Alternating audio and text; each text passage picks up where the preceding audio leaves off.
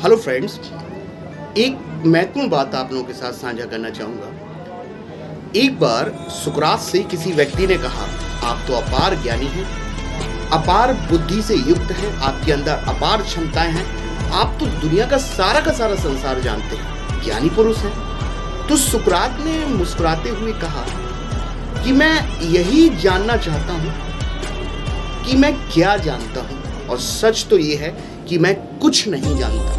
और जब कुछ नहीं जानता तो कुछ जानने के लिए कुछ जानना पड़ेगा, कुछ काम करना पड़ेगा। तो सार केवल इतना सा है कि ये ज्ञान अनंत सागर से युक्त है। वो यही कहना चाहते थे, अगर उस अनंत सागर के ज्ञान में आप थोड़ी सी डुबकी भी लगा लेते हैं, उसका पॉइंट डेसिमल में भी अगर आप ज्ञान प्राप्त कर लेते हैं, तो आपके अंदर कभी ये भाव नहीं आना चाहिए कि आपने पूरे के पूरे सागर को माप लिया है, क्योंकि ज्ञान का सागर अनंत है।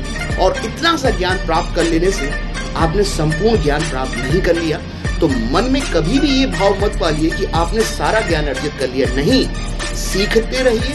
सीखना जीवन पर्यंत सतत प्रोसेस है। जीवन के अंत तक कुछ ना कुछ सीखते रहिए, छोटे से या बड़े व्यक्ति से। और यही बात सुकरात कहना चाहते हैं कि मैं कुछ नहीं जानता, और मैं यही जानना चाहता हूँ कि मैं क्या नहीं जानता।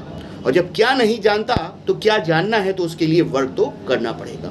ये छोटे मोटे फैक्ट्स हैं जो इंसान को रियलिटी में अपने आप को रखने का भाव प्रदर्शित करते हैं। अगर आपको मेरी बात पसंद आई हो तो लाइक शेयर सब्सक्राइब कर दीजिएगा। और बाकी मुस्कुराते रहिए, और राइट नॉलेज और राइट कंडक्ट और राइट पाथ, सही दिशा सही आचरण, और सही दिशा सही आचरण और सही ज्ञान आपको जीवन के चरम लक्ष्य या आपके उद्देश्य स्टिमुलस आपके गोल को प्राप्त करने में महत्वपूर्ण भूमिका अदा करेगा।